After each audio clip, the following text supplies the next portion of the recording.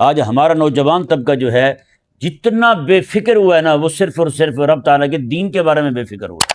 سب سے پہلی بغاوت اللہ تعالیٰ کے احکامات کا انکار کرنا ہے۔ آپ گھروں میں دیکھ لیں، ساس جو ہے نا وہ چاہتی ہے کہ میری حکومت قائم رہے، میری چودراہٹ قائم رہے۔ ساس جو گھر میں وہ یہی چاہتی ہے، یعنی کہ وہ یہی چاہتی ہے کہ بیٹے پہ میرے کنٹرول رہے، تو بہو جو ہے وہ بھی میرے کنٹرول میں رہے۔ ہوتا یا نہیں ہوتا؟ اس دن پیر فوت ہو، مثال کے طور پر 27ویں کو پیر فوت ہو جائے، تو وہ پیر کہے جی 27 کی نسبت سے تم نے 27 کتابیں لے کر کے، 27 قرآن کی تفسیریں لے کر کے تم نے علماء کو پہنچانی ہے۔ بتائیں اس وَيَنْهَا عَنِ الْفَحْشَاءِ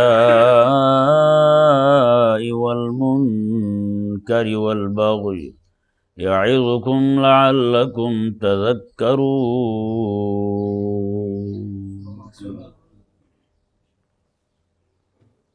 جیسا کہ آیا مبارکہ پر کلام آپ کے سامنے ہوا، ایک نہایت ہی عزیز دوست انہوں نے یہ اظہار فرمایا کہ والبغض جو ہے اللہ تعالی کی بغاوت، اس کی کچھ صورتیں مزید بیان کر دی جائیں تاکہ بات واضح ہو جائے، کہ کیونکہ یہ ضروری ہے، نقصان دہ چیزوں کے متعلق جب تک آگاہی نہ ہو تو انسان اس نقصان میں مبتلا ہو سکتا ہے۔ حضرت سیدنا امیر المومنین عمر رضی اللہ تعالیٰ عنہ ارشاد فرماتے تھے کہ گناہ کا علم حاصل نہ کرنا یہ بندے کو گناہوں میں مبتلا کر دیتا ہے۔ سمجھایا نا جی؟ گناہوں کا علم حاصل نہ کرنا بندے کو گناہوں میں مبتلا کر دیتا ہے، اور یہی حضرت سیدنا حذیفہ بن یمان رضی اللہ تعالی عنہ کی فکر تھی۔ آپ فرماتے ہیں کہ باقی صحابہ کرام علیہم رضوان کریم آقا صلی اللہ علیہ وآلہ وسلم سے باقی چیزوں کے متعلق پوچھتے تھے، نماز کے متعلق، روزے کے متعلق، حلال حرام کے متعلق۔ میں واحد بندہ تھا جو آقا علیہ السلام سے صرف فتنوں کے متعلق پوچھتا تھا کہ اہل ایمان پر کون کون سی آزمائشیں آئیں گی، کون کون سی شے ہے جو اہل ایمان سے ان کے ایمان کی لذت کو چھین سکتی ہے، اور کون سی ایسی شے ہے جو ان کے ایمان کو چھین سکتی ہے، کون سی ایسی شے ہے جو ان سے نیک اعمال کی یعنی اعمال حسنہ کی توفیق چھین سکتی ہے، جی کون سے ایسے اسباب ہیں جو قیامت کو قریب لانے والے ہیں۔ تاکہ حضرت حذیفہ فرماتے میں صرف یہی باتیں پوچھتا تھا حضور سے، تاکہ ان باتوں سے میں بچ سکوں۔ تو یہ بہت ضروری ہے کہ آج ہے یہی ہمارے ہاں بیان ہی صرف میٹھی میٹھی چیزیں کی جاتی ہیں، فضائل والی چیزیں بیان کی جاتی ہیں، مناقب والی چیزیں بیان کی جاتی ہیں۔ آج ہمارے پورے معاشرے میں دیکھ رہے ہیں لڑائیاں ساری چل رہی ہیں، کس چیز کی ہیں؟ فلاں کا دن منانا چاہیے، نہیں منانا چاہیے، ہے نا؟ پہلے صرف رسول اللہ علیہ السلام کا میلاد شریف ہوتا تھا، تو اب جو ہے وہ تقریباً ہر پیر کا میلاد ہونے لگا ہے۔ ہر پیر کو نہیں، ہر پیر کا، ٹھیک ہے نا؟ یہ دونوں میں فرق ہے۔ ہر پیر کا میلاد ہونے لگ گیا ہے، اور نعوذ باللہ من ذالک، نہ صرف یہ کہ پہلے پیر کے عرس ہوتا تھا، اب پیر کا میلاد بھی ساتھ ہو گیا شروع، اور اللہ اکبر کبیرہ ایسا ادھم مچا رہے ہیں نا، یہ سمجھ سے باہر بات ہے۔ یعنی پوری قوم جو ہے اس پر، فضائل پر، مناقب پر، انہی چیزوں پہ لڑائیاں چل رہی ہیں۔ جو کچھ بزرگوں نے کیا اس کی طرف کسی کی توجہ کو نہیں، جو ان کی غلبہ دین کی کوششیں تھیں، جو ان کی جد و جہد تھی، وہ کوئی نہیں۔ کبھی آپ نے ہماری قوم کو یہ پوچھ لیں نا یار، بدر میں آقا علیہ السلام کے کتنے صحابہ کرام علیہ رضوان شہید ہوئے تھے؟ ان میں سے آپ صرف 10 کے نام بتا دیں، نہیں پتہ ہوگا ان کو۔ احد میں کتنے آقا علیہ السلام کے صحابہ شہید ہوئے تھے؟ صرف 10 کا بتا دیں، نہیں پتہ ہوگا ان کو۔ ان سے 50 ولیوں کے عرس پوچھ لیں کب کب ہوتا ہے، بتا دیں گا آپ، سب کچھ بتائیں گے آپ۔ اور ان کے پیر کا خاص طور پہ جنم دن پوچھ لیں، سبحان اللہ۔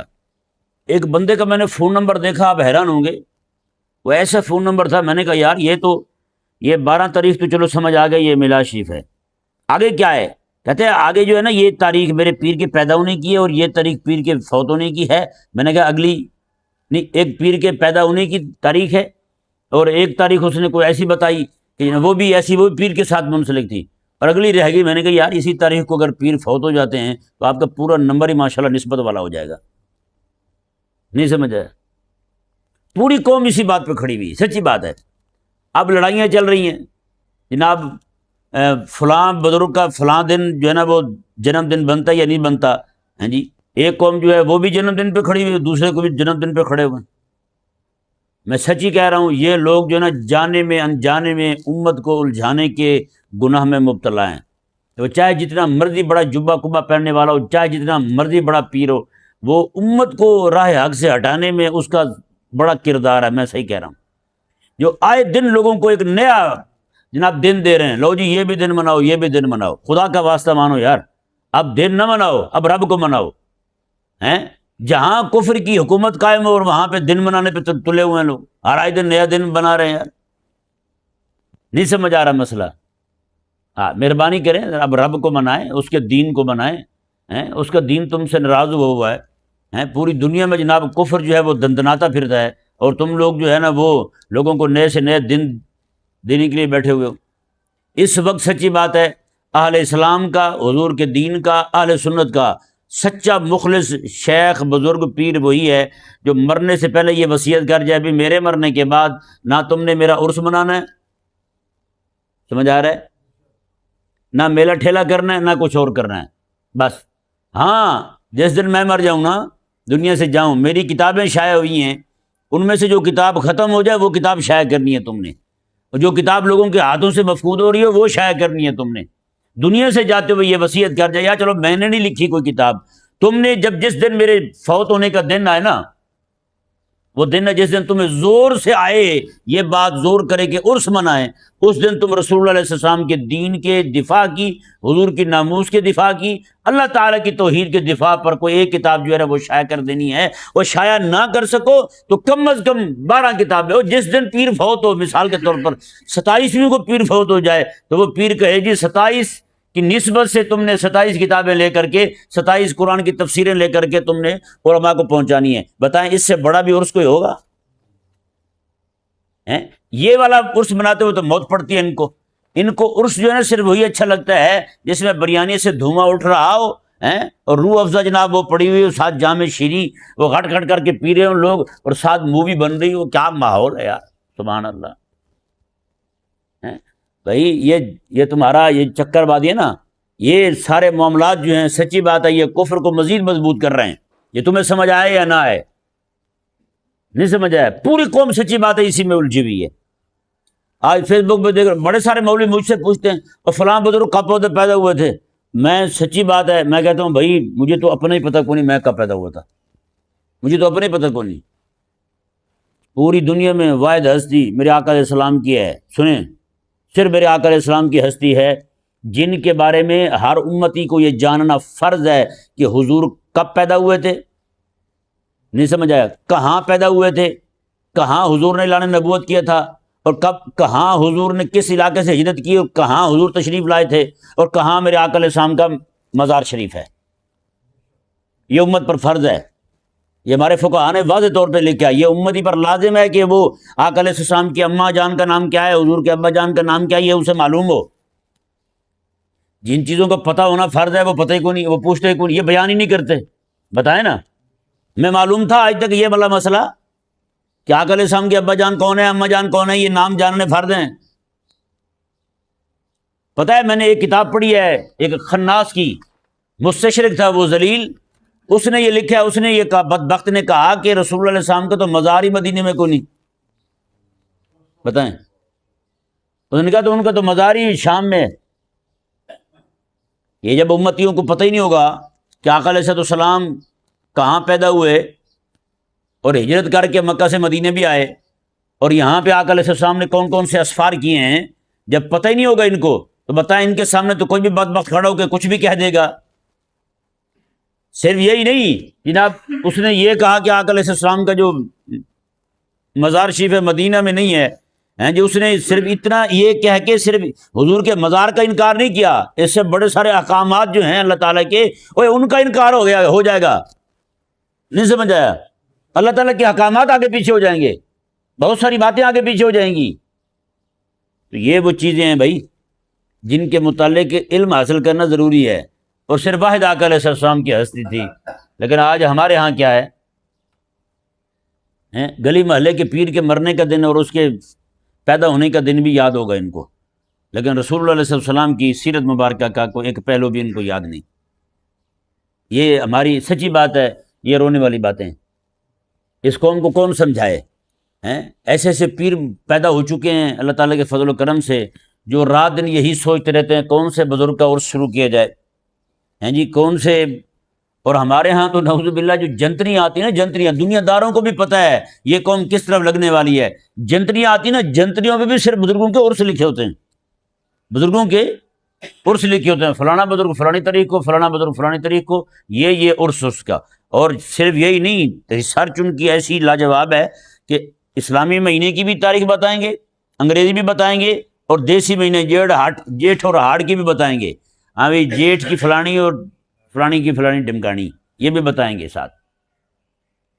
نہیں سمجھ آیا؟ یہ افسوسناک پہلو ہمارے سامنے جو آیا نا، سچی بات ہے. اور یہ وہ واحد نقصان ہے، اس نقصان کا ہمیں دکھ بھی کوئی نہیں. بڑا نقصان یہ ہے، نہیں سمجھ آیا؟ وہ کہا ہے نا کسی نے، بڑی زبردست بات کی ہے کہ کارواں کے، وہ کیا کہا اس نے، کارواں کے دل سے احساس جہاں جاتا رہا، وائے ناکامی متائے کارواں جاتا رہا. کہ کارواں کے دل سے احساس زیاں جاتا رہا. اس نے کہا کہ ایک تو افسوس یہ ہوا ہے، ناکامی ہماری یہ ہوئی ہے کہ ہمارے قافلے کا جو سامان تھا نا وہ لٹ گیا ہے، کہتے ہیں. اور اس پہ بڑا افسوس یہ ہے کہ قافلے والوں کو اس لٹنے کا دکھ بھی کوئی نہیں، اس کا دکھ بھی کوئی نہیں، دین بھی نہیں رہا ہیں. صرف یہی نہیں کہ دین گیا ہے، اس سے بڑا نقصان یہ ہوا ہے کہ ہم نے دین کے جانے کا نقصان سمجھا ہی کو نہیں، اس نقصان کا احساس کو نہیں. اور اس سے بڑا جو ہے نا ہاتھ ہمارے ساتھ کیا ہوا ہے، ہماری قوم کو کفر پسند آ گیا ہے. کفر پسند آیا، اس کے شاعر پسند آیا، اس کی تعلیمات پسند آئی ہیں، اس کی شخصیات پسند آئی، ساری چیزیں وہی پسند آ گئی. اور ہمیں اپنے بزرگوں کے صرف ان کے پیدا ہونے کا اور فوت ہونے کا دن پسند آیا ہے. بس ان کو پتہ ہے جناب پیدا ہونے کے دن بھی لنگر ہوگا، فوت ہونے کے دن بھی لنگر ہوگا، بس چھوٹی. تو اس لیے بہت کم لوگ ہیں جو ان چیزوں کے متعلق سوال کرتے ہیں، وہی ہمیں یہ بتائیں کہ ہمارا نقصان کیا ہوا ہے. نہیں سمجھ آیا؟ ہمارا نقصان کیا ہوا ہے اور اس نقصان کے ازالے کا طریقہ کار کیا ہے. یہ پوچھنے والا بندہ جو ہے نا، آج کا کوئی نوجوان اگر اس کے دل میں یہ فکر پیدا ہو گئی ہے تو آپ کی آنکھیں چمک جانی چاہیے. یار واقعی ہمارے نوجوان جو ہیں اپنے دین کے بارے میں فکر مند ہو چکے ہیں. آج ہمارا نوجوان طبقہ جو ہے جتنا بے فکر ہوا ہے نا، وہ صرف اور صرف رب تعالیٰ کے دین کے بارے میں بے فکر ہوا ہے. کچھ صورتیں میں انشاءاللہ کوشش کروں گا کہ چند دن آپ کے سامنے اللہ تبارک و تعالیٰ کی بغاوت کیا ہے اس کی مختلف صورتیں آپ کے سامنے رکھوں گا. میں آج جو ہے نا میں کچھ تھوڑی سی بیان کرتا ہوں. یہ میں پچھلی رات کو لکھتا رہا ہوں، جو چیزیں ذہن میں آتی رہی ہیں میں ساتھ لکھتا رہا ہوں. تو کچھ ابھی مزید باقی ہیں، وہ بھی لکھوں گا انشاءاللہ، آپ کے سامنے کھولوں گا. اللہ تبارک و تعالیٰ کی سب سے بڑی بغاوت جو ہے نا، وہ اللہ تبارک و تعالیٰ کے احکامات کو، سب سے پہلی بغاوت اللہ تعالیٰ کے احکامات کا انکار کرنا ہے. کیا کرنا ہے؟ اللہ کے احکامات کا انکار کرنا. یہ سب سے بڑی بغاوت ہے، سمجھ آئے نا؟ اور یہ والی بغاوت جو ہے سب سے پہلے شیطان نے کی تھی. کس نے کی تھی؟ شیطان نے کی تھی. اور اس نے ساتھ یہ بھی کہا تھا لَأُغْوِيَنَّهُمْ أَجْمَعِينَ، یا اللہ یہ وہ والی بغاوت ہے جو اکیلا میں خود ہی نہیں کروں گا، بلکہ تیرے باغیوں کی جماعت کھڑی کر دوں گا. میں تیرے باغیوں کی جماعت کھڑی کروں گا. لَأُغْوِيَنَّهُمْ أَجْمَعِينَ، اجمع کا یہ جماعت، جمع یہ وہی ہے، میں جماعت پوری کھڑی کروں گا، تیرے مقابلے میں لاؤں. نعوذ باللہ من ذالک، من خلفہم و ایمانہم وعن شمائلہم ولا تجد اکثرہم شاکرین. ہیں کہ مولا میں ان کے دائیں طرف سے آؤں گا، بائیں طرف سے آؤں گا، آگے سے آؤں گا، پیچھے سے آؤں گا. وعن ایمانہم وعن شمائلہم ولا تجد اکثرہم شاکرین. تو تیرے شکر گزار بندے، یعنی تیرے فرما بردار بندے، تیرے خیر خواہ بندے، مولا زیادہ تر بندے میں رہنے نہیں دوں گا. زیادہ تر بندے جو ہیں وہ میرے ساتھ کے ہوں گے، وہ تیرے باغی ہی ہوں گے، تیرے دشمن ہی ہوں گے، تیرے حکم کی مخالفت کرنے والے ہوں گے. جیسے آج میں نے بغاوت کی پہلی اینٹ رکھی ہے، اس پہ میں پوری عمارت کھڑی کروں گا، اور اس عمارت کی ایک ایک اینٹ جو ہے وہ تیرے بندے ہی ہوں گے، انہی کو کھڑا کروں گا، تیرے مقابلے میں لاؤں گا. یہ شیطان نے کہا تھا. بتائیں، قال انذرنی الی یوم یبعثون. تو اس نے آگے کہا کہ مولا مجھے مہلت دے قیامت تک. کب تک؟ قیامت تک مہلت دے، الی یوم یبعثون، جب لوگ اٹھائے جائیں تب تک مہلت دے دے ہیں، تو پھر میں اپنی جماعت کھڑی کروں گا اپنے ساتھ۔ تو اس نے بھی رب تبارک و تعالیٰ کے حکم پر کیوں کہا تھا؟ آج بتائیں اللہ کے حکم پر کیوں کہنے والے پیدا ہوئے یا نہیں ہوئے؟ سارے کہہ دے کہ یہاں پر ٹکر مار دو، مار دیں گے۔ اللہ فرما رہا ہے یہاں میری بارگاہ میں سر جھکا دے، کہتے ہیں کیوں؟ اللہ کو کہہ رہے ہیں کیوں؟ بتائیں، وہی شیطان نے یہی کہا تھا کہ کیوں سجدہ کروں میں آدم کو، تو وہی یہ لوگ کر رہے ہیں۔ اللہ تبارک و تعالیٰ کے احکامات پہ ایک ایک حکم پہ کیوں کر رہے ہیں یار؟ آج کا فرنگیت زدہ طبقہ جو ہے وہ تو نعوذ باللہ اللہ کے ایک ایک حکم پر کیوں کر رہا ہے، اللہ کے ایک ایک حکم پر کیوں، یہ کیوں ہے، یہ کیوں ہے، یہ کیوں ہے، ہمیں بتایا جائے۔ بہت سارے لوگ ہیں جو آگے کہتے ہیں جی ہمیں یہ حکمت بتائیں گے، ہمیں سمجھ آئے گی تو ہم مانیں گے، وگرنہ ہم نہیں مانتے۔ بتائیں، جو بندہ یہ کہے کہ اللہ کا حکم، تو بندہ اپنے افسر کے سامنے بھی کھڑا ہو کے کہتا ہے نا آپ مجھے بتائیں یہ حکم یہ کیوں ہے، یہ کیوں ہے؟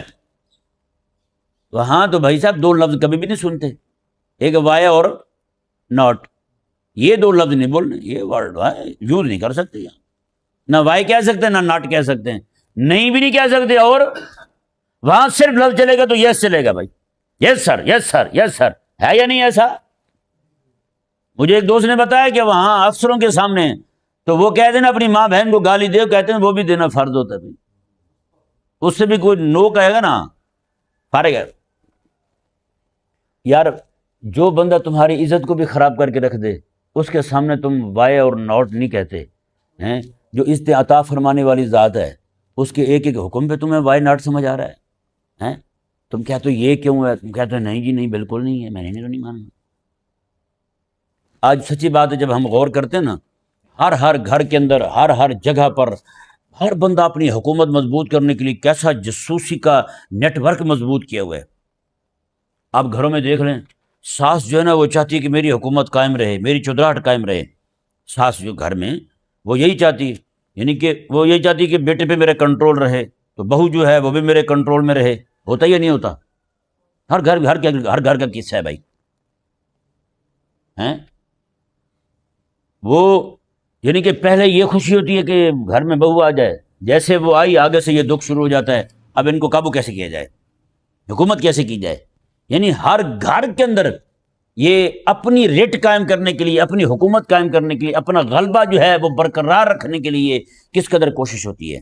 گھروں میں جاسوس چھوڑے جاتے ہیں، چھوٹے چھوٹے بچے بھی جاسوسی کرتے ہیں، کوئی اماں کے لیے جاسوسی کر رہا ہوتا ہے، کوئی دادی کے لیے جاسوسی کر رہا ہوتا ہے نہیں، چھوٹے بچوں کو پتہ تو ہوتا کو نہیں، وہ دادی تھوڑی سی مٹھائی دے دے تو وہ سارا کچھ نکل دیتا ہے، اماں نے یہ کیا تھا، اماں نے یہ کہا تھا، بابا یہ کہہ رہے تھے، بس وہ پوری رام کتھا جو ہے نا وہ پوتا سنا دیتا ہے۔ تو یہ یوں کر کے جناب وہ اماں کے ہاتھ میں چڑھ جائے تو اماں جناب پھر وہ کچھ نہ کچھ کھلاتی ہے تو وہ سارے راز وہ اگل دیتے ہیں۔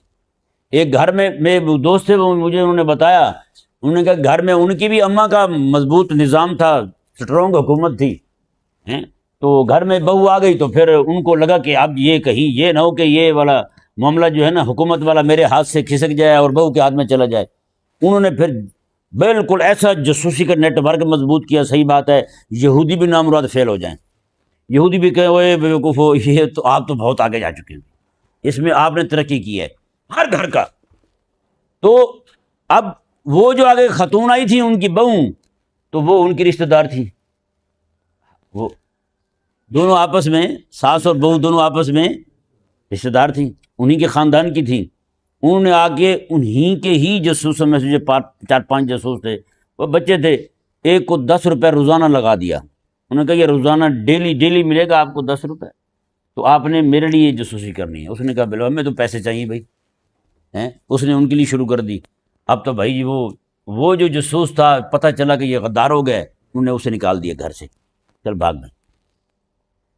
یہ میں نے آپ کو صرف ہنسانے کے لیے نہیں سنایا قصہ، میں بتانا یہ چاہتا ہوں کہ آج ایک ساس جو ہے نا اسے بھی گھر کے اندر اپنی رٹ قائم کرنے کی کیسی فکر ہوتی ہے، کیسا جاسوسی کا نظام کرتی ہے، کیسے رات دن چغلیاں، غیبتیں، فساد، لڑائیاں، دل میں بغض، حسد، کینہ، ایسے اٹا ہوتا ہے دل، ہوتا یہ نہیں ہوتا؟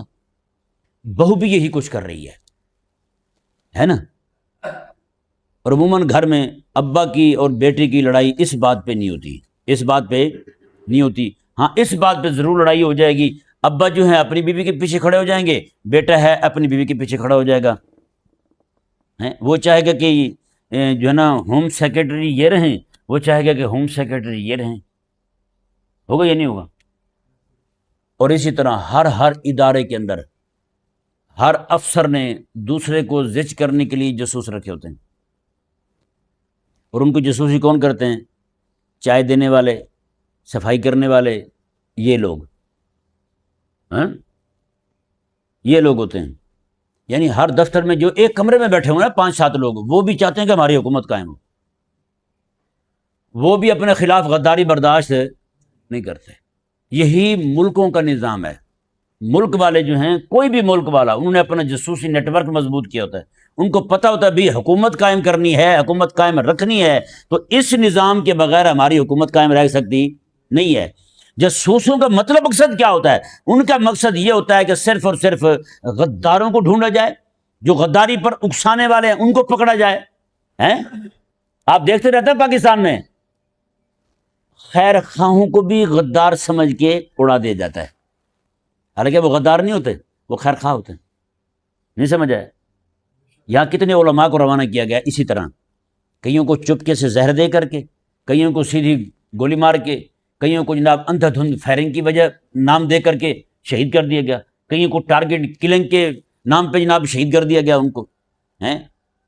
سعودیہ میں بھی یہی ہوا ہے، وہاں بھی جتنے علماء تھے، کتنے بڑے بڑے علماء ہیں، نہ یہ کہ صوفی فکر کے بلکہ حنبلی فکر کے علماء کو بھی کسی کو ایسے جاتے ہوئے جناب گاڑی کے ٹکر مار کے ان کو شہید کر دیا۔ ایک عالم تھے، وہ معذور تھے بیچارے، یہ سنیں جی سنیں، عالم تھے، ایک معذور تھے ٹانگوں سے، وہ ویل چیئر پہ چلتے تھے، لیکن وہ حق گو تھے، بہت بڑے عالم تھے، ان کا بھی حشر یہی کیا گیا، ان کو گاڑی مار کے وہیں پہ شہید کر دیا گیا۔ پہلے پابندیاں، یہ معاملات وہ معاملات، لیکن جب دیکھا کہ ہاتھ میں آنے والا نہیں ہے معاملہ، ان کو گاڑی ماری، وہ بیچارے ویل چیئر پہ تھے، ان کو گاڑی مار کے شہید کر دیا گیا۔ بتائیں تو یہ کیوں ہوتا ہے سارا؟ صرف یہی کہ ان کو اپنا باغی برداشت کو نہیں، اپنا باغی برداشت کو نہیں۔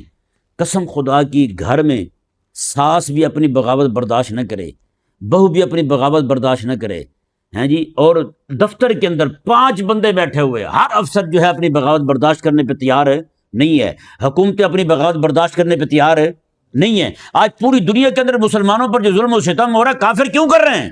اس لیے تو کر رہے ہیں، ان کو بغاوت کا ڈر ہے۔ کس بات کا ڈر ہے؟ بغاوت کا ڈر ہے۔ اگر سارے یہ بھی رام ہو جائیں تو کافر کسی پہ ظلم ہی نہ کرے، ٹھیک ہے بھائی، سارے میرے ہی ہیں، سارے میری رعایا ہے۔ لیکن ان کو ڈر جہاں بھی ہوتا ہے کہ ہمارے خلاف بغاوت کی آواز ہی بلند ہونے والی ہے، وہاں ایسے پہنچتے جیسے باولے کتے پہنچتے ہیں۔ قسم خدا کی، ہر بندہ اپنی بغاوت برداشت نہیں کرتا ہے، یہاں تک کہ مقدس ادارے جو ہے نا، وہاں بھی جیسے مدرسہ ہے، مسجد ہے، وہاں پہ بھی پورا ایک سسٹم ہوتا ہے، پورا ایک سسٹم ہوتا ہے۔ انہوں نے اپنے جاسوس رکھے ہوتے ہیں، یار پتہ کرو یار یہ کیا کر رہا ہے، امام صاحب کچھ کر تو نہیں رہا، ملزم جو ہے وہ کچھ کر تو نہیں رہا ہے، کوئی آگے پیچھے تو نہیں کر رہے معاملہ۔ تو ہر ایک بندہ جو ہے وہ اپنی حکومت جو ہے اپنی چیئرمینی مضبوط کرنے کے لیے کیسے کیسے جناب وہ ہتھ کنڈے چلتا ہے، کیسے کیسے جناب اس نے طریقے ایجاد کر رکھے ہیں۔ لیکن افسوس کی بات یہ ہے، ہر بندے کو اپنی بغاوت پر غصہ آ جاتا ہے۔ پوری دنیا مل کے رب کی باغی بنی ہوئی ہے، پوری دنیا مل کے، بتائیں نا، رب کی حکومت کہاں قائم رکھی ہے انہوں نے؟ ان اہل ایمان پر فرض تھا کہ اللہ تعالیٰ کی حکومت کو قائم کریں، اللہ تبارک و تعالیٰ کے جو دین ہے اس کو نافذ کریں۔ لیکن آج پوری دنیا میں کفر غالب آ چکا ہے، کفر منہ توڑ ہو چکا ہے جی، کفر جو ہے وہ جگہ جگہ منہ زور ہو چکا ہے۔ جہاں چاہتا ہے جہاں مسجد پہ حملہ کرے، جہاں چاہتا ہے مدرسے پہ حملہ کرے، جہاں چاہے قرآن پہ بم مار دے، جہاں چاہے کچھ بھی کر دے۔ بتائیں کوئی پوچھنے والا ہے ان کو؟ تو اللہ تعالیٰ کی حکومت جو قائم کرنا اللہ نے مسلمانوں کی ذمہ داری لگائی تھی، اللہ تعالیٰ کے قرآن کی حکومت نافذ کرنا یہ اللہ نے مسلمانوں کی ذمہ داری لگائی تھی۔ بتائیں یہ والی ذمہ داری کہاں ہے؟ اپنے خلاف بغاوت برداشت کو نہیں، رب تبارک و تعالیٰ کی اتنی بڑی بغاوت، سارے خاموش بیٹھے ہوئے ہیں۔ سنیں، بنی اسرائیل کا ایک عالم تھا، اونچے ممبر پہ بیٹھا نا، وہ تقریر کر رہا تھا، اونچے ممبر پہ بیٹھا تھا، وہ تقریر کر رہا تھا، اس کا بیٹا بیٹھا ہوا تھا عالم کا، سامنے سے ایک خاتون گزرنے لگی تو اس لڑکے نے اس خاتون کو اشارہ کر دیا، سن رہے ہیں نا، اس لڑکے نے اس خاتون کو اشارہ کر دیا۔ جب اس نے اشارہ کیا نا اس خاتون کو، تو وہ عالم صاحب جو نا گفتگو کرتے ہوئے نا، کہا ابے ٹھہر جاؤ بھائی، ابھی آنے والا ہے وقت، یہ کہا اس نے۔ اللہ اکبر، وہیں بیٹھا ہوا ایسا لڑکا نیچے، گردن ٹوٹی، وہیں مر گیا۔ اللہ کے جو نبی تھے، اللہ تعالیٰ نے ان کی طرف وحی فرمائی، فرمایا کہ میری نافرمانی پر اسے غیرت نہیں آئی، وہ میرے حکم کے خلاف بغاوت کر رہا ہے، اور اس نے صرف اتنا کہا ہے کہ ابھی ٹھہرو، وقت آنے والا ہے تمہارا۔ سن رہے ہیں؟ بتائیں آج کتنے عالم ہیں جن کو اللہ تعالیٰ کی اس بغاوت پر غصہ آتا ہے اور ان کو غیرت آتی ہے؟ اور جو علماء بیچارے ان کو سمجھاتے ہیں، یہ ان کو دشمن سمجھتے ہیں۔ بھائی وہ تمہارے باغی نہیں ہیں، تمہارے خیر خواہ ہیں، تمہارے مصلح ہیں، تمہاری خیر چاہنے والے ہیں۔ تم دنیا میں بھی عذاب سے بچ جاؤ اور آخرت میں بھی اللہ تعالیٰ کی پکڑ سے بچ جاؤ۔ اگر تم اتنے ہی نڈر ہو چکے ہو، اتنے بے باک ہو چکے ہو، تم چاہتے یہی ہو کہ ہم جہنم ہی جلنا چاہتے ہیں، تو پھر ٹھیک ہے، جو مرضی کرتے رہو۔